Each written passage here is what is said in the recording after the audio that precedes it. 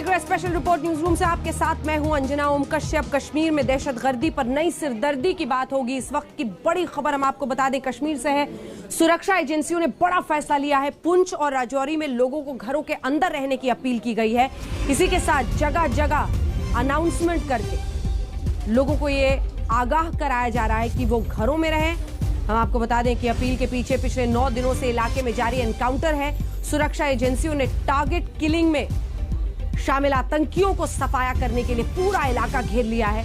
जमीन से आसमान तक बड़ा ऑपरेशन चलाया जा रहा है। खास तौर पर पैरा कमांडोज को मिशन पर तैनात किया गया है। वहीं आसमान से हेलीकॉप्टर से निगरानी भी की जा रही है। अब तक कई संदिग्धों की गिरफ्तारियां भी हुई हैं। और इसी बाबत पुंछ राजौरी के जंगलों में 9वां दिन ये ऑपरेशन जारी है। पूरे इलाके में लोगों को यह कह दिया गया है कि वो अपने घरों में ही बंद रहें। जिन बीते लगभग 10 दिनों में कई लोगों की टारगेट किलिंग आतंकियों ने की है, उन्हीं आतंकियों को घेर कर मारने की फिराक में अब सुरक्षा एजेंसियां हैं। और उसी ऑपरेशन के तहत आम लोग सुरक्षित रहें, इसलिए उन्हें कहा जा रहा है कि वो अपने घरों में ही बंद रहें।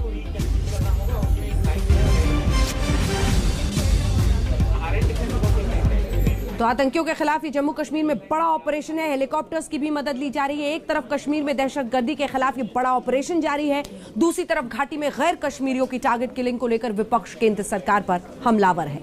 आज विपक्ष ने एक सुर में मोदी सरकार की कश्मीर नीति को फेल बताया है। सबसे पहले आपको दिखाते हैं कश्मीर का सियासी महाभारत।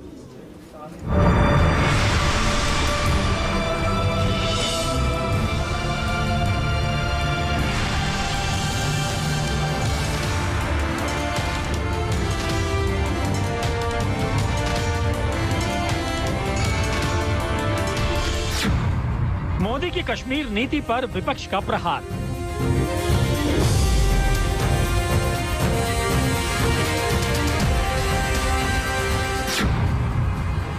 ओवैसी का आरोप, फेल है शाह का प्लान कश्मीर।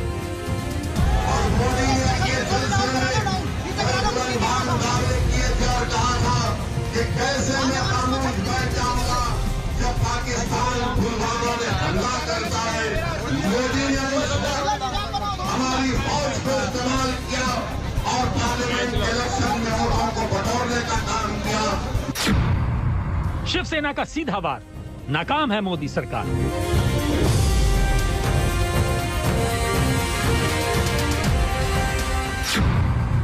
कांग्रेस बोली, बीजेपी राज में पलायन पार्ट 2 शुरू। जब 370 हटाई गई थी तब देश के प्रधानमंत्री जी ने, देश के गृहमंत्री जी ने कहा था कि अब कश्मीर पूरी तरह से हमारे कंट्रोल में है, हमारी निगरानी में है। ऐसे में देश के गृहमंत्री को आगे आकर के जवाब देना चाहिए। आपने पूछा सवाल, क्यों सीरियस नहीं सरकार?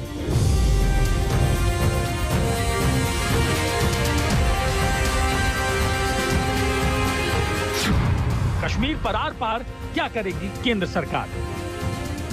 स्पेशल स्टेटस हटा दिया जाए तो हालात सुधरेंगे, ये संघ परिवार का पहले से कहना था। 7 साल से मोदी जी की देश में सरकार है, कश्मीर के हालात नहीं सुधर रहे हैं। पूरी नाकामी केंद्र की सरकार की है। क्या कांग्रेस, क्या शिवसेना, क्या आम आदमी पार्टी, क्या AIMIM? कश्मीर घाटी में जारी टारगेट किलिंग पर विपक्ष ने मोदी सरकार की नीति और नीयत पर बड़ा सवाल किया। पूछा, बीजेपी राज में कश्मीर में बेगुनाहों की हत्याओं पर केंद्र सरकार का मौन व्रत कब टूटेगा? सबसे पहले सुनिए ओवैसी ने कैसे चीन, पाकिस्तान और कश्मीर के मुद्दे पर मोदी सरकार को घेरा। जब पुलवामा पाकिस्तान ने किया तो मोदी ने कहा था घर में घुस के मारेंगे, हमने कहा मारो घुस के। मगर अब चीन हमारे घर में घुस के बैठा है, कुछ ही नहीं कर रहा। डेमचाक में, डेपसांग में, हॉट स्प्रिंग में चीन बैठा हुआ है। उत्तराखंड में चीन भारत में जैसा चमन में टहल के आता है, आके तोड़ के जाता है। अरुणाचल में चीन आता है, कुछ नहीं कर रहे भारत के प्रधानमंत्री। भारत के प्रधानमंत्री चीन के बारे में बोलने से डरते।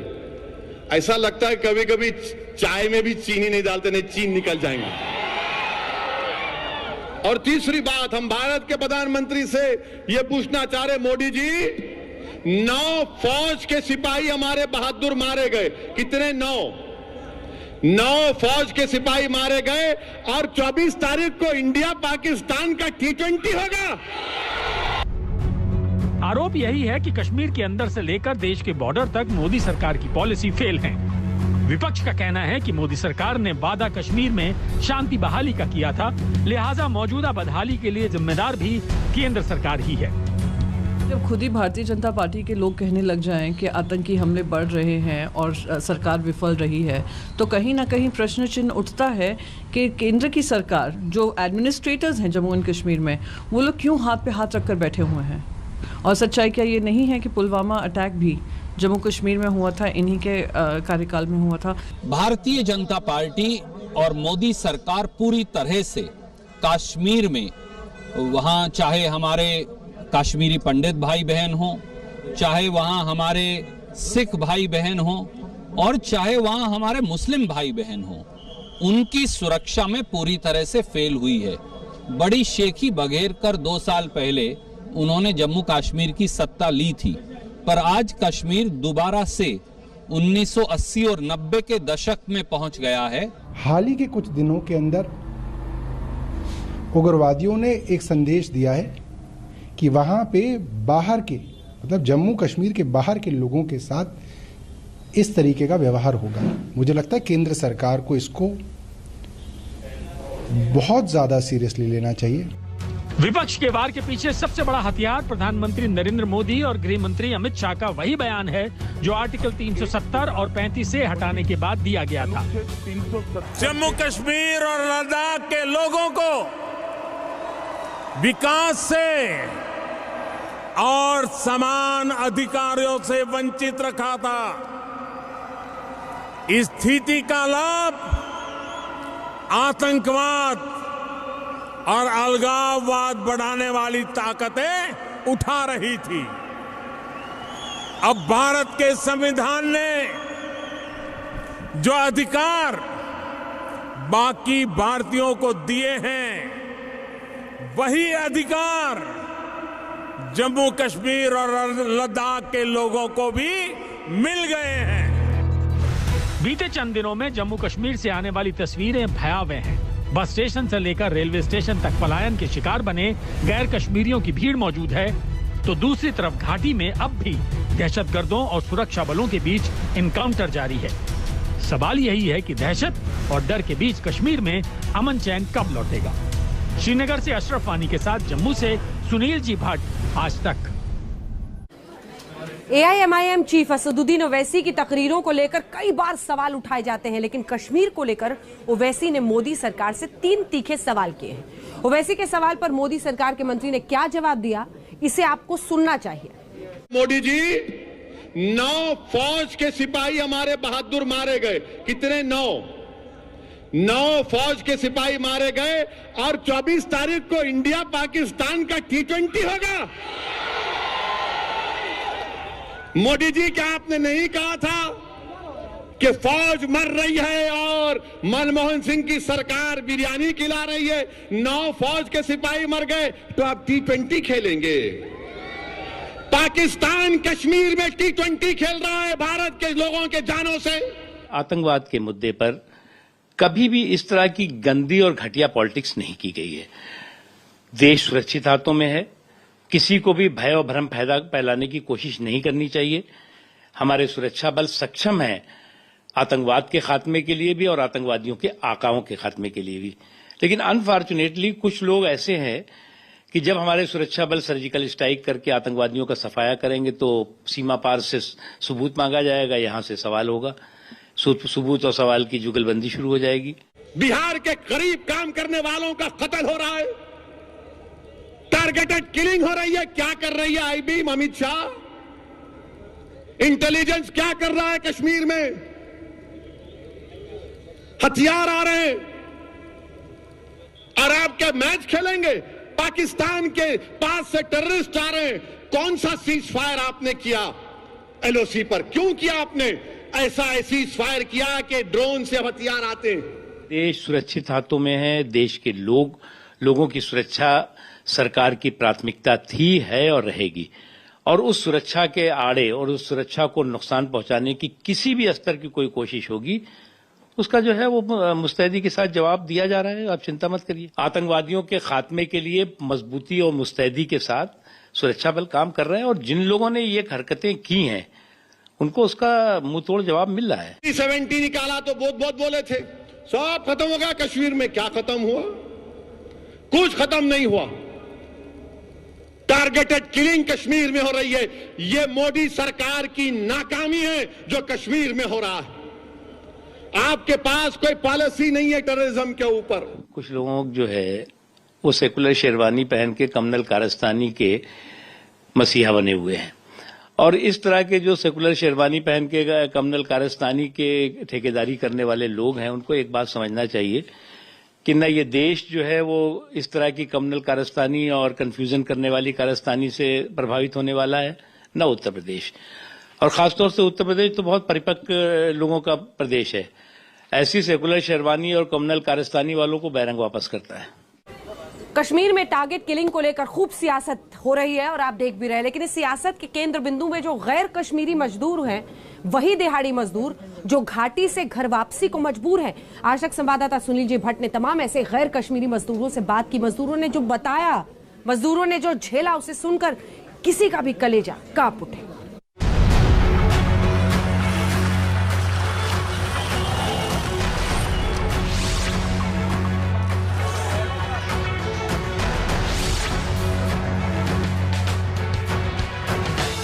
कश्मीर घाटी से मजदूरों का पलायन जो है वो लगातार जारी है। इस समय हम मौजूद हैं जम्मू रेलवे स्टेशन के बाहर और यहाँ पर आप देख सकते हैं कि जो दूसरे राज्यों के जो मजदूर हैं जो कश्मीर घाटी में मजदूरी कर रहे थे वो कश्मीर घाटी छोड़कर आए हैं। इस समय जम्मू रेलवे स्टेशन में पहुँचे हैं और अब ये अपने गाँव जाना चाहते हैं।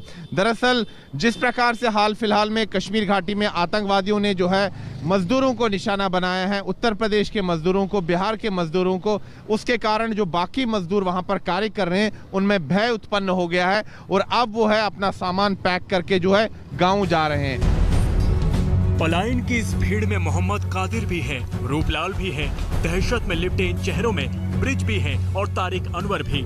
कश्मीर में आतंक की चोट से घर वापसी को मजबूर गैर कश्मीरियों में कोई दिहाड़ी मजदूर है, कोई पेंटर है, कोई गोलगप्पा बेचने वाला है तो कोई राजमिस्त्री। चंद दिनों पहले तक कमाई के लिए कश्मीर आए थे लेकिन अब जान बचाने के लिए घर लौट रहे हैं। आज आपको मोहम्मद कादिर की बात सुननी चाहिए।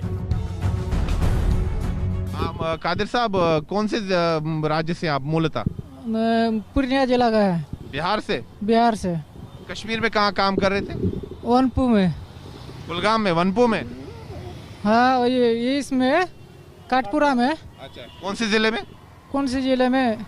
कोलगांव जिला में। अच्छा, मुझे बताइए अभी आप वहाँ से सब छोड़ छाड़ कर क्यों आए?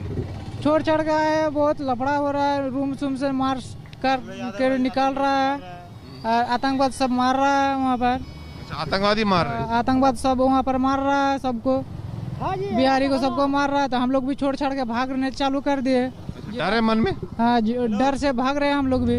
क्या बोलेंगे सर, बहुत देखते हैं खतरा है, रह नहीं सकते हैं।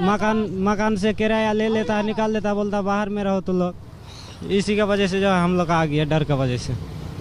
मन में डर है? बहुत डर है सर, क्या बोलेंगे आपको। डर है, खाना नहीं मिलता है टाइम पे, रूम में 3-4 दिन से भूखे थे। अच्छा, जो आतंकवादियों ने अभी हमला किया है मजदूरों पे और कई मजदूरों की जान गई है आतंकवादी हमले में। जी, उसके जान गया है। अच्छा, तो आपके मन में डर है उससे? हाँ, वो चीज देख के बहुत डर है, इसलिए आ गए हम लोग जम्मू। रूपलाल ने आज तक से बातचीत के दौरान दहशत की पूरी आपबीती सुनाई जो बीते कई दिनों से उन्हें सोने नहीं दे रही। रात दिन दिमाग में बस यही चल रहा है कि कैसे अपने घर अपनों के बीच सुरक्षित पहुंचा जाए। अभी किस प्रकार का माहौल है वहाँ? बहुत खतरनाक है माहौल। अच्छा। हाँ, सब आदमी को मार देता है उधर, इसीलिए डर के लिए सब आदमी हम यहाँ भाग के आए हैं। अच्छा, आपको भी डर लगा जब वहाँ पर मजदूरों की हत्याएं हुई? हाँ, हम लोग को डर लग गया कि हम लोग का कहीं मार उड़ देगा, भाग, इसीलिए हम लोग सब अपना। अब बहुत लोगों के मन में सवाल है कि आखिर कश्मीर में अब आगे क्या होगा, क्या कोई बड़ा एक्शन होगा? इस सवाल का जवाब आज एक तस्वीर से मिला, देखिए।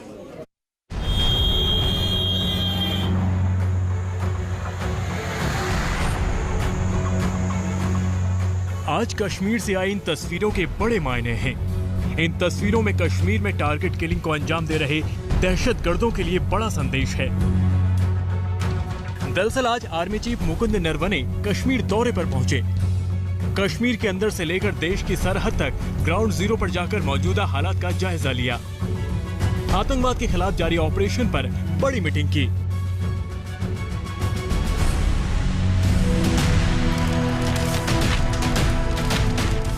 दौरे की टाइमिंग बहुत अहम है क्योंकि बीते कुछ दिनों में आतंकवादियों के साथ हुए एनकाउंटर में नौजवानों को अपने प्राणों की आहुति देनी पड़ी है। ये ऑपरेशन जो है टेररिस्ट ग्रुप्स को लेकर ये पिछले 2.5 महीने से चल रहे हैं। इनको ये समझना कि 6 दिन से चल रहा है, मेरे को लगता है कि ये ठीक नहीं है। तो ये स्ट्रेटजीज बनती है प्रेजेंस को देख के, और वो वक्ती तौर पे जैसी होती है उसी को देख के बनाई जाती है। गैर कश्मीरियों के पलायन और टारगेट किलिंग के षड्यंत्र का पर्दाफाश करने के लिए सरकार ने बड़ा फैसला किया है। फैसला ये कि अब टारगेट किलिंग मामलों की जांच जम्मू कश्मीर पुलिस नहीं बल्कि NIA करेगी।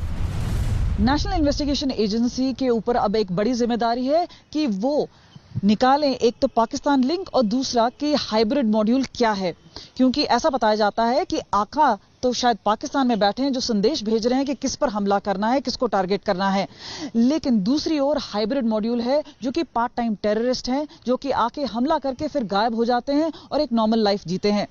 और शायद इसी वजह से ये मुश्किलें बढ़ गई हैं, लेकिन NIA अब जांच करेगा और दुनिया के सामने रखेगा कि आखिरकार मास्टरमाइंड कौन है।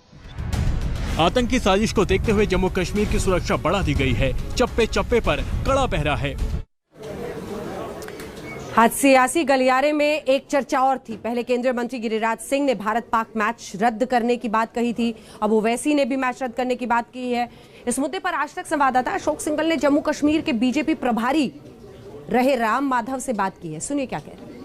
माधव जी, एक सवाल अब उठ रहा है बहुत जोर से कि पाकिस्तान के साथ क्रिकेट के संबंध फिर तोड़ देने चाहिए क्योंकि मैच होना है, कि मैच रद्द किया जाना चाहिए। आपको क्या लगता है कि जो आवाम की फीलिंग्स हैं उसकी कदर करनी चाहिए, उसका सम्मान करना चाहिए और मैच को रद्द कर देना चाहिए? नहीं, मैं इस पर कोई टिप्पणी इसलिए नहीं करना चाहूँगा कि जो दोनों तरफ लोग, जो मुझे पता चला कि दुबई में वो मैच अक्टूबर के लास्ट वीक में होने वाला है, जो लोग उसमें शामिल है भारत की तरफ से और उधर पाकिस्तान की तरफ से भी, तो वो लोग सोच विचार करके इसको कैसे करना है, देश के जनता का मनोभावनाएं जो होती है उनके बारे में क्यों सोचना है, वही स्वयं सोचे। आप क्रिकेट प्रेमी के नाते क्या कहना चाहेंगे, आपकी क्या भावना है उसको? मैंने कहा मैं इस पर और ज्यादा कोई टिप्पणी नहीं करूंगा। कश्मीर में कट्टरपंथी टारगेट किलिंग कर रहे हैं, तो वही बात बांग्लादेश की। बांग्लादेश में एक्टिव कट्टरपंथियों का गैंग लगातार हिंदुओं का शिकार बना रहा है। बीती रात भी बांग्लादेश में हिंदुओं के 66 घरों को आग लगा दी गई। हिंदुओं पर जारी हिंसा के खिलाफ आज देश भर में प्रदर्शन हुआ।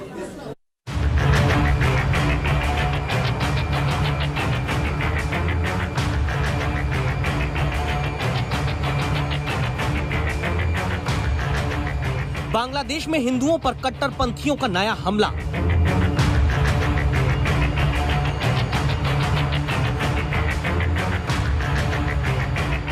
हिंदुओं पर हमले पर देश से दुनिया तक बड़ा प्रदर्शन।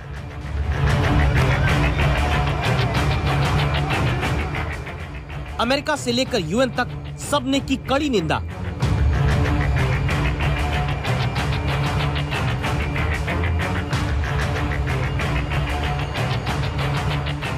बांग्लादेश में महासंकट में हिंदू।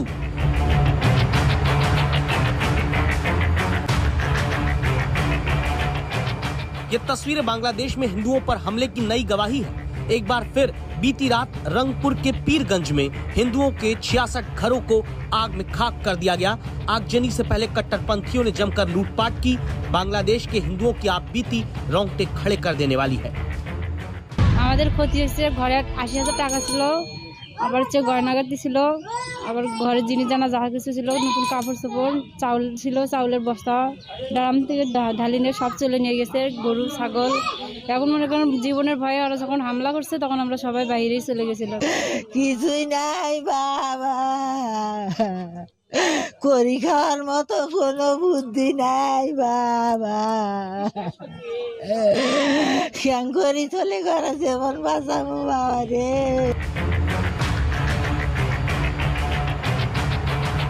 चुन चुन कर हिंदुओं को निशाना बनाया जाता है। खबरों के मुताबिक करीब 1 दर्जन हिंदुओं की हत्या हो चुकी है। कई मंदिरों में तोड़फोड़ हुई। चौंकाने वाली बात ये कि आतंक का खेल जारी है। को दिखाते हैं उत्तर प्रदेश में 40% का खेला, जहां 40% का खेला। यूपी में सियासत की बिसात बिछ चुकी है। 2022 के विधानसभा चुनाव में नेताओं ने अपनी अपनी पॉलिटिक्स शुरू कर दी है। इस वक्त यूपी की राजनीति में प्रियंका गांधी कुछ ज्यादा ही तेज चाल चल रही हैं और अब उन्होंने यूपी चुनाव के लिए 40% महिलाओं को टिकट देने का दांव चला है।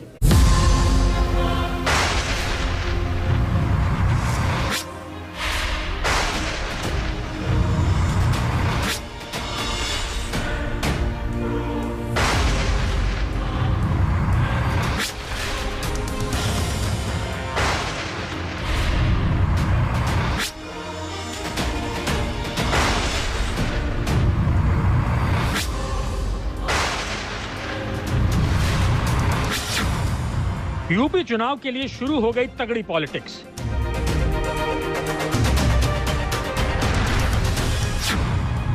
क्यों चला प्रियंका गांधी ने 40% महिलाओं को टिकट का दांव?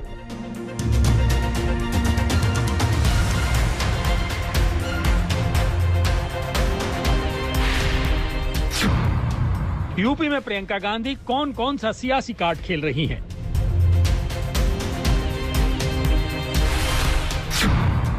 मोदी और योगी ने यूपी के लिए नया प्लान कौन सा बनाया है? अखिलेश को ओवैसी ने यूपी चुनाव का कौन सा फॉर्मूला सुझाया?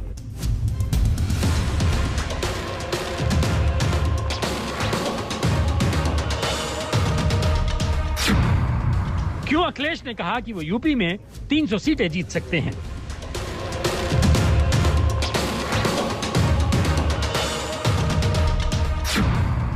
यूपी चुनाव सबसे बड़ा खेला होबे। 3 अक्टूबर लखीमपुर खीरी कांड। यूपी में जीप से 4 किसान कुचल दिए जाते हैं और आरोप लगता है केंद्रीय गृह राज्य मंत्री अजय मिश्रा टेनी के बेटे आशीष मिश्रा पर। इसके बाद जो पॉलिटिक्स शुरू होती है उसमें प्रियंका गांधी सबसे आगे दिखती हैं और यूपी में सियासी बढ़त को बनाए रखने के लिए प्रियंका गांधी ने अब नया कार्ड खेला है।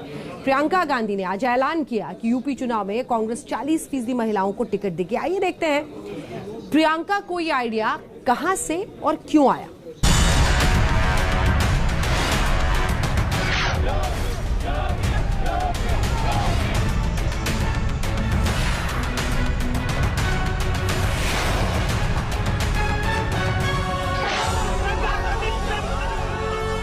यूपी चुनाव से पहले प्रियंका गांधी एक्टिव मोड में आ गई हैं और प्रियंका गांधी ने यूपी चुनाव के लिए जो नया पासा फेंका है वो है यूपी चुनाव में कांग्रेस का नया नारा, लड़की हूँ, लड़ सकती हूँ।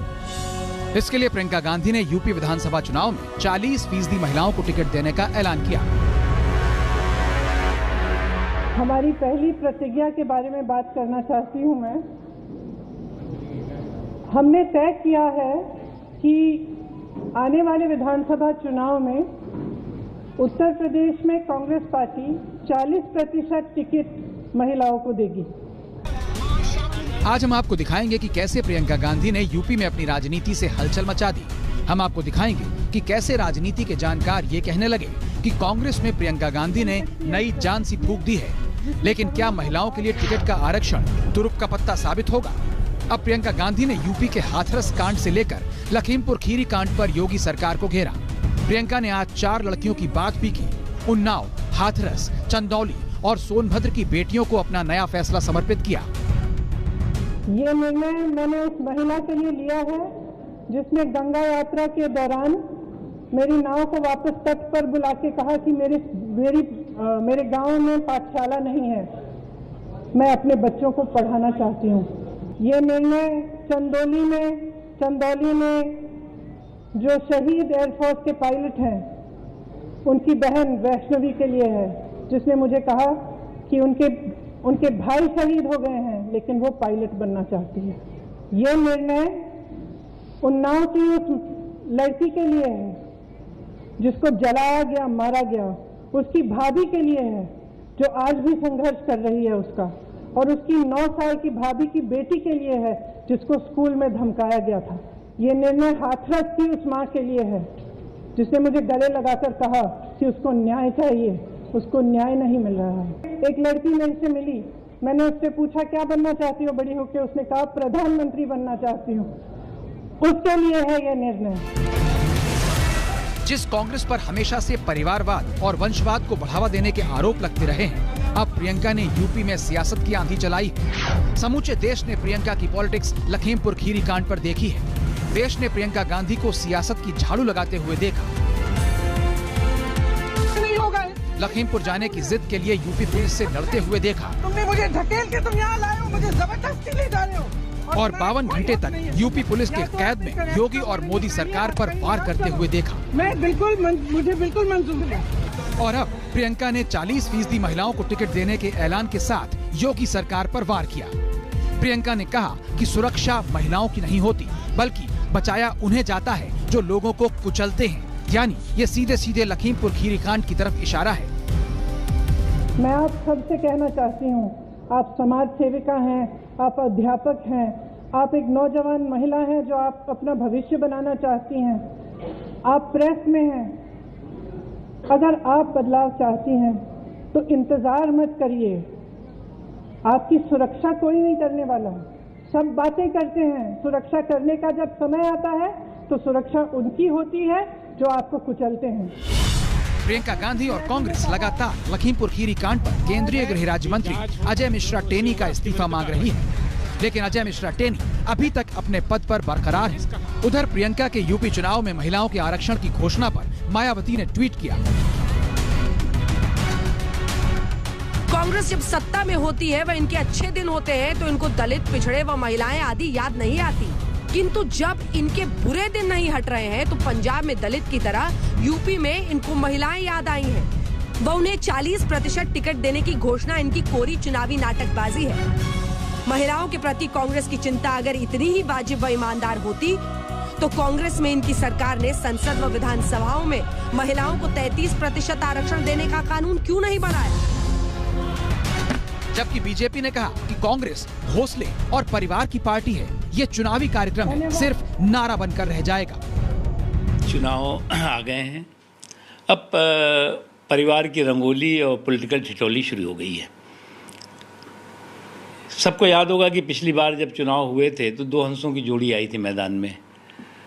उसके बाद आज गाना गा रहे उत्तर प्रदेश के लोग 2 हंसों की जोड़ी बिछड़ गई रे। समाजवादी पार्टी जब से बनी है तब से इसके लिए प्रतिबद्ध है, ये हमारा लक्ष्य रहा है, चाहे वो किसी भी वर्ग की हो। बाकी आज कोई क्या कहता है इससे हमारा कोई मतलब। अब आपको जरा समझाते हैं कि महिला वोटर तमाम पार्टियों के लिए अचानक जरूरी क्यों हो गए हैं। आंकड़े बताते हैं कि ओडिशा से लेकर बंगाल तक महिला वोटरों का रुझान सरकार का फैसला करने में निर्णायक हो रहा है। सबसे पहले उत्तर प्रदेश के आंकड़े देखिए। 2019 के लोकसभा चुनावों में कांग्रेस पार्टी को कुल 6% वोट मिले थे, जिसमें 5% महिलाओं ने कांग्रेस को वोट दिया था। जबकि 2019 के लोकसभा चुनावों में बीजेपी को यूपी में कुल 49% वोट मिले थे, जिसमें 51% महिलाओं ने बढ़ चढ़कर मोदी के नाम पर बीजेपी को वोट दिया था। और अब प्रियंका गांधी ने यूपी में उसी नस को पकड़ने की कोशिश की है जिसे नरेंद्र मोदी अपना कोर वोटर बताते हैं। जी हाँ, देश की आधी आबादी यानी महिलाएं। लखनऊ से समर्थ श्रीवास्तव के साथ आज तक ब्यूरो। प्रियंका ने महिलाओं को टिकट में आरक्षण का दाव चला है तो प्रधानमंत्री मोदी यूपी में योगी का रास्ता क्लियर करने के लिए आ रहे हैं। जी हां, बीजेपी ने यूपी चुनाव के लिए पूर्वांचल में अपना टारगेट सेट किया है। पीएम मोदी 20 अक्टूबर को कुशीनगर जा रहे हैं, उसके बाद वाराणसी का दौरा होगा, क्योंकि कहा जाता है जिसने पूर्वांचल जीता उसने यूपी जीत लिया। गांव में अगर कब्रिस्तान बनता है। पिछली दफा यूपी में अखिलेश सरकार का तख्ता पलट प्रधानमंत्री मोदी ने यूपी में अपनी ताबड़तोड़ रैलियों और भाषणों से किया था। अगर रमजान में बिजली मिलती है तो दिवाली में भी बिजली मिलनी चाहिए।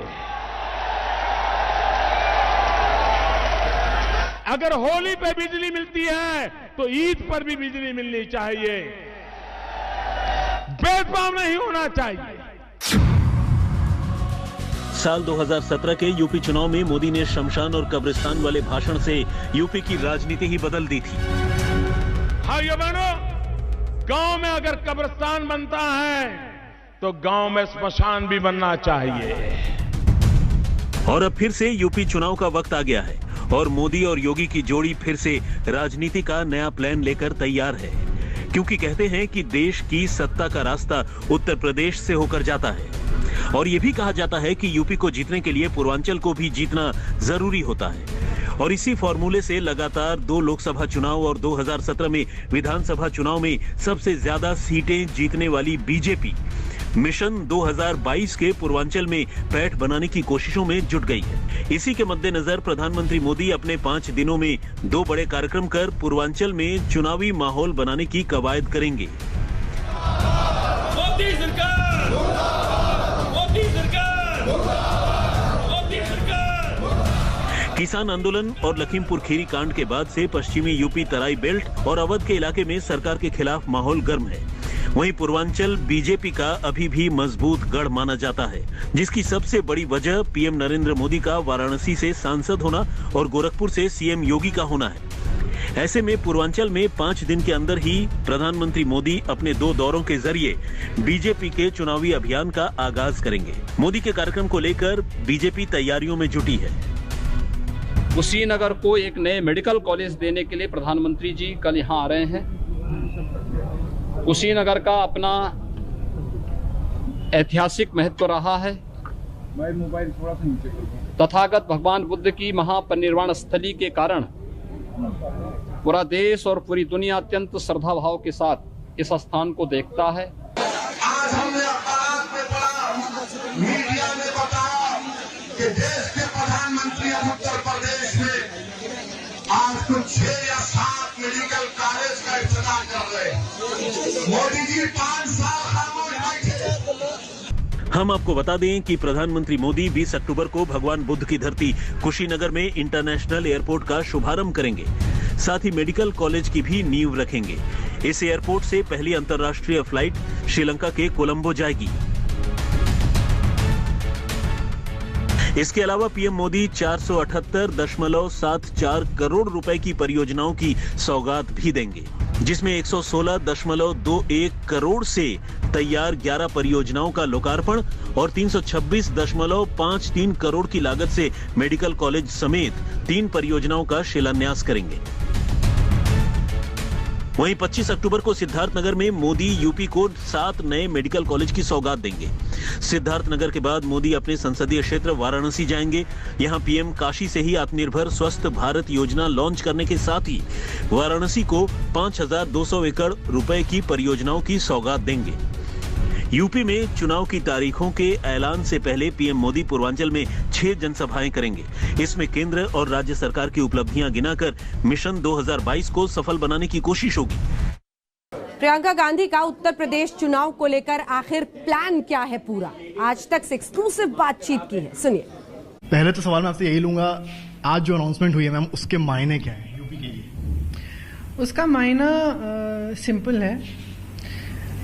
पिछले 2 सालों से मैंने यूपी में काम किया है। जहाँ जहाँ मैं जाती हूँ मैं देखती हूँ कि महिलाएं संघर्ष कर रही हैं और उनके संघर्ष से मैं बहुत प्रभावित रही हूँ। खासतौर से कुछ लड़कियाँ जो बहुत ही कठिन परिस्थितियों में लड़ रही हैं अपने जीवन के लिए, अपने समाज की सारी जो शक्तियाँ उनके खिलाफ भी। तो मैं प्रभावित रही और मैंने सोचा कि क्यों ना हम महिलाओं को एक ऐसा मौका दें जब जिसके जरिए वो भागीदार बन सकती हैं प्रदेश की पॉलिटिक्स में, प्रदेश की राजनीति में। क्योंकि आज अगर आप देखें तो प्रदेश की राजनीति जो है बहुत हिंसा से भरी हुई है और बहुत मतलब फूट फैलाने वाली राजनीति है। और सत्ता भी उसका मायना ये हो गया है कि आप कुछ भी कर लीजिए, आप किसी को गाड़ी के तले आप कुचल दीजिए, फिर भी आपको कोई कुछ नहीं कह सकता। ये सब गलत है और इसको बदलने के लिए मेरे ख्याल से जो महिला में करुणा भाव होता है, सेवा भाव होता है, शक्ति होती है एक अंदर की, जो मतलब लड़ने की शक्ति होती है, खड़े होने की शक्ति होती है, उसकी बड़ी ज़रूरत है पॉलिटिक्स। इसके साथ स्पेशल रिपोर्ट में न्यूज रूम से इतना ही। देश दुनिया की बाकी खबरों के लिए आप देखते रहिए आज तक। आज तक बेमिसाल 20 साल।